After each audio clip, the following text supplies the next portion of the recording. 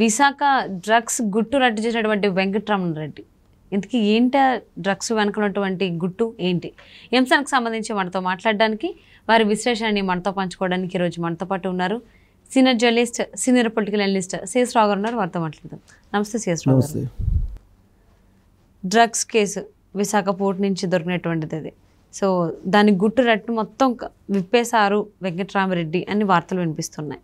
So ఇంతకీ ఏం గుట్టు రట్టు విప్పారు, అసలు ఏంటి? వెంకటరమణారెడ్డి ఆయన అలియాస్ నల్లబాలు. సో నల్లబాలు అని పిలుచుకుంటుంటారు వైఎస్ఆర్ కాంగ్రెస్ పార్టీ వాళ్ళు ముద్దుగా ఆయన్ని. సో ఆయన ఎప్పుడు కూడా ఏదైనా ఒక ఇష్యూ రాగానే ఇమీడియట్గా ఆయన కొంత సమాచారంతో బయటకు వస్తూ ఉంటారు, మీడియా ముందుకు వచ్చేస్తూ ఉంటారు. ఎస్పెషల్లీ రోజా అంటే, మంత్రి రోజా అంటే కనుక ఇమీడియట్గా ఆయన ముందు ప్రెస్ మీట్కి వచ్చేసి మొత్తం గుట్టు విప్పేస్తుంటారు. గుట్టు విప్పే దాంట్లో వెంకటరమణారెడ్డి ముందుంటారు తెలుగుదేశం పార్టీలో. అది కూడా వైఎస్ఆర్ కాంగ్రెస్ పార్టీకి సంబంధించినటువంటి వాళ్ళ గుట్టు. అది కూడా జగన్మోహన్ రెడ్డికి సంబంధించింది అయితే అసలు ఇంకా చాలా బాగా చెప్తాడు ఆయన. నెల్లూరు సంబంధించి లీడర్, ఆయన నెల్లూరు సంబంధించినట్టు లీడరు. ఆయన జగన్మోహన్ రెడ్డి ఏం చదివాడు, ఎక్కడ చదివాడు, ఆయన ఏ క్లాస్ వరకు చదివాడు, 10th క్లాస్ ఎలా పాస్ అయ్యాడు, ఇవన్నీ కూడా చెప్తుంటారు వెంకటరమణారెడ్డి. గుట్టు విప్పడంలో వెంకటరమణారెడ్డిది అందివేసిన చెయ్యి. అందుకే వైఎస్ఆర్ కాంగ్రెస్ పార్టీ వాళ్ళు ఆయన పేరు నల్లబాలు అని పెట్టుకున్నారు. ఎందుకంటే ఆయన నల్లగా ఉంటారు కాబట్టి నల్లబాలు అని పెట్టుకున్నారు వైఎస్ఆర్ కాంగ్రెస్ పార్టీ వాళ్ళు ముద్దుగా. సో ఆయన ఇప్పుడు విశాఖ డ్రగ్స్ కేసుకు సంబంధించి గత కొన్ని రోజులుగా నడుస్తున్నటువంటి క్రమంలో దీనికి సంబంధించినటువంటి మొత్తం వ్యవహారం బయట పెట్టడానికి మీడియా ముందుకు వచ్చేసాడు నిన్న. సో ఆయన రాగానే అందరూ అటెన్షన్ ప్లే చేస్తారు. అసలు ఏం చెప్తారు, ఈయన దగ్గర ఏం ఆధారాలు ఉన్నాయి అని. ఏదో ఒక ఆధారం తీసుకొచ్చి మొత్తానికి చూపిస్తారు. డెఫినెట్గా ఆన్ పేపర్ వస్తారు. ఆన్ పేపర్ వచ్చేసి ఇదిగో ఈ పేపరు, ఇది పలానప్పుడు నువ్వు బ్రెజిల్ వెళ్ళేవా లేదా అని చెప్పి విజయసాయి రెడ్డిని క్వశ్చన్ చేశాడు ఆ ప్రెస్ మీట్లో. బ్రెజిల్ వెళ్ళేవా లేదా, బ్రెజిల్ ప్రెసిడెంట్గా కొత్తగా ఎంపికైనప్పుడు నువ్వు అభినందనలు తెలుపుతూ బ్రెజిల్ ప్రెసిడెంట్కి ట్వీట్ చేసావు అంటే నీకు బ్రెజిల్ ప్రెసిడెంట్కి సంబంధం ఉందా లేదా, అసలు బ్రెజిల్ దేశంతో నీకేం పని, ఎవరికి లేనటువంటి సంబంధాలు బ్రెజిల్తో నీకు ఎందుకు ఉన్నాయి అంటే నువ్వే కదా డ్రగ్స్ తీసుకొస్తుందని చెప్పి విజయసాయి రెడ్డిని ప్రశ్నించాడు ఆయన. ఆయన చూపించిన ఆధారం ఏంటంటే బ్రెజిల్ నుంచి డ్రగ్స్ విజయసాయి రెడ్డి తరలిస్తున్నాడని చెప్పి చెప్పడానికి ఆయన చూపించినటువంటి ఆధారం ఏంటంటే బ్రెజిల్ ప్రెసిడెంట్ని అప్రిషియేట్ చేస్తూ ఆయనకి విశేష చెప్తూ కొత్తగా ఎన్నికల సందర్భంగా ట్వీట్ చేశాడు విజయసాయి రెడ్డి. సో నువ్వు ఎందుకు చేసావు అంటే బ్రెజిల్తో నీకు సంబంధాలు ఉన్నాయి, బ్రెజిల్తో సంబంధం లేకపోతే నువ్వు ఎందుకు చేస్తావు అని ఆయన మీడియా సమావేశంలో నిలదీయడంతో పాటు ఈ మొత్తం విశాఖ సంబంధించినటువంటి డ్రగ్స్ వ్యవహారాన్ని ఆయన రివీల్ చేస్తూ ఆడ జరిగినటువంటి పరిస్థితులు, ఆ తర్వాత విజయసాయి రెడ్డికి లింక్స్, వీటన్నిటి గురించి మాట్లాడారు.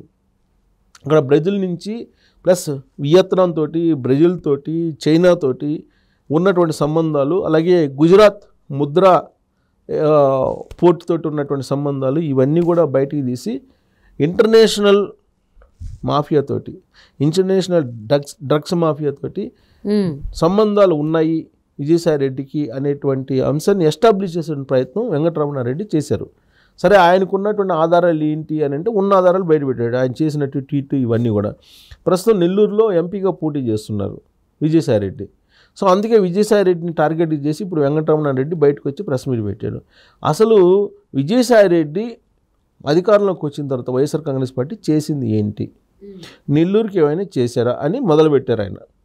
నెల్లూరుకి ఏమైనా చేశారా, చేయలేదు, ఏం చేశారు చెప్పమును అని చెప్పి మొదలుపెట్టి వైజాగ్లో ఎన్ని భూములు కబ్జా చేశారు, అలాగే శరత్ చంద్రారెడ్డి సంబంధించి వీళ్ళు ఇద్దరు కలిసి ఏం చేశారు, ఇవన్నీ కూడా ఢిల్లీ లిక్కర్ స్కామ్కు సంబంధించి ఇవన్నీ కూడా రివీల్ చేసి విజయసాయి రెడ్డి అనే అతను ఒక ఇంటర్నేషనల్ మాఫియాలో ఒక మెంబరు అని చెప్పి ఆయన చెప్పేటువంటి ప్రయత్నం చేశారు. సో విజయసాయి రెడ్డి డ్రగ్స్ మాఫియాని నడుపుతున్నారు. వైజాగ్కు సంబంధించినటువంటి పోర్టును మొత్తాన్ని కూడా డ్రగ్స్ కేంద్రంగా చేసుకుని విజయసాయి రెడ్డి అక్కడ కార్యకలాపాలు నడిపారు అనేది వెంకటరమణారెడ్డి చేసినటువంటి ప్రధానమైనటువంటి ఆరోపణ. ఓకే.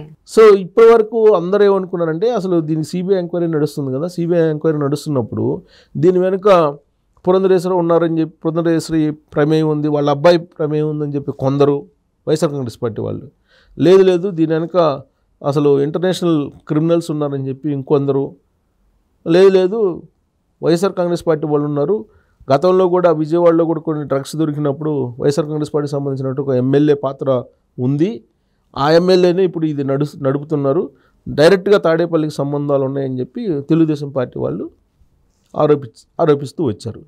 ఇదంతా ఆరోపణలు ప్రత్యారోపణల క్రమంలో ఈ విశాఖ డ్రగ్స్ వ్యవహారం వెళ్ళిపోతూ ఉంది. వెళ్ళిపోతున్నటువంటి సమయంలో బయటకు వచ్చినటువంటి అంశాలు ఏవైతే ఉన్నాయో, ఈ జర్మనీ అసలు చైనా ఓడరేవు, అది చైనాకి సంబంధించిన ఓడది షిప్పు. చైనా షిప్పు ఎక్కడ బయలుదేరింది? చైనా షిప్పు బయలుదేరి బ్రెజిల్లో లోడ్ చేసుకుంది. బ్రెజిల్లో లోడ్ చేసుకొని అది జర్మనీకి ఎందుకు వెళ్ళింది? అసలు జర్మనీతోటి విజయసాయిరెడ్డి సంబంధాలు ఉన్నాయని చెప్పి ఇప్పుడు వెంకటరమణారెడ్డి చెప్తున్నారు. సో జర్మనీకి అది అక్కడ వెళ్ళింది, అక్కడ కూడా సంబంధాలు ఉన్నాయి విజయసాయిరెడ్డికి. కాబట్టి జర్మనీకి వెళ్ళి ఎన్ని రోజులు ఉంది? అది ఫిబ్రవరిలో రావాల్సినటువంటి షిప్పు ఎందుకు మార్చిలో వచ్చింది? మార్చి 16వ తారీఖున ఎందుకు వచ్చింది? ఇన్ని రోజుల పాటు ఏమైంది షిప్పు అనేది విజయసాయిరెడ్డిని అడగాలి అని వెంకటరమణారెడ్డి అంటాడు.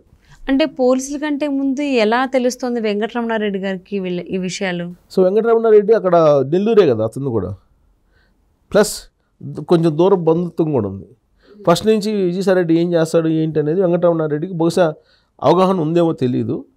నిరాధారమైనటువంటి ఆరోపణలు చేస్తున్నారు వైఎస్ఆర్ కాంగ్రెస్ పార్టీ చెప్తుంది. వెంకటరమణారెడ్డి మీద అనేక సందర్భాల్లో నిరాధారమైన ఆరోపణలు చేస్తున్నారని ఆయన మీద విమర్శలు కూడా చేశారు. నల్లబాలని పేరు కూడా పెట్టుకున్నారు, ఆయన ముద్దు పేరు. అయినప్పటికీ వెంకటరమణారెడ్డి ప్రతిసారి సవాలు విసురుతుంటాడు. నాతోటి మీరు చర్చకి రండి, నేను నిరూపిస్తాను అంటాడు ప్రతి అంశంలో. Jaganmohan Reddy 10th class fail అంటాడు, నా దగ్గర ఆధారాలని మీరు రాండి చర్చకి అంటాడు. ఇప్పుడు అదే రోజా విషయంలో కూడా అనేక సార్లు చెప్పారు, రోజా మొత్తం నీ భాగవతం నా దగ్గర ఉంది చర్చకి రా. ఇప్పుడు డ్రగ్స్ విషయంలో కూడా నా దగ్గర ఆధారాలు ఉండి విజయసాయిరెడ్డి దీంట్లో ఉన్నారని మీరు చర్చకి రండి, నేను నిరూపిస్తాను అంటున్నాడు వెంకటరమణారెడ్డి. కాబట్టి ఒక విజయసాయిరెడ్డి చుట్టూ మొత్తం ఈ డ్రగ్స్ వ్యవహారాన్ని తిప్పేటువంటి ప్రయత్నం ఆయన వెంకటరమణారెడ్డి చేశారు. ఒకవేళ వెంకటరమణారెడ్డి చేసినటువంటి ఆరోపణలు లేదంటే ఆయన బయటపెట్టినటువంటి అంశాలు తప్పు అయితే విజయసాయిరెడ్డి చర్చకి వెళ్ళాలి ఆయనతోటి, అంతే కదా, చర్చకి వెళ్ళాలి. ఇప్పుడు పురంధరేశ్వరి పేరు చెప్పారు, పురంధరేశ్వరి ఇమీడియట్గా డిఫర్మేషన్ చూటేశారు కదా సాక్షి పేపర్ మీద. ఇప్పుడు వెంకటరమణారెడ్డి ప్రెస్ మీట్ పెట్టాడు కదా, వెంకటరమణారెడ్డి ఆరోపణలు చేశారు కదా, ఆరోపణల మీద ఇప్పుడు వెంకటరమణారెడ్డి మీద డిఫర్మేషన్ సూట్ అన్నాయి లేదంటే చర్చగా ఆయనతోటి మా ప్రమేయం లేదని చెప్పి డిబేట్ కన్నా వెళ్ళాలి. ఈ రెండు చేయకపోతే మౌన అంగీకారం లాగా అయిపోతుంది కదా. సో విశాఖకు సంబంధించిన డ్రగ్స్ వ్యవహారం మొత్తం కూడా ఈ వెంకటరమణారెడ్డి మొత్తం బయట పెట్టేశారు. దాంట్లో ఎంత నిజం ఉంది ఎంత అబద్ధం ఉంది అనే తర్వాత సంగతి, కానీ ఆయన మాత్రం విజయసాయిరెడ్డిని ఫిక్స్ చేసేటువంటి ప్రయత్నం అయితే చేశారు. అది పొలిటికల్గా చేసినటువంటి కామెంట్స్ అని చెప్పి మనం అనుకోవాలి.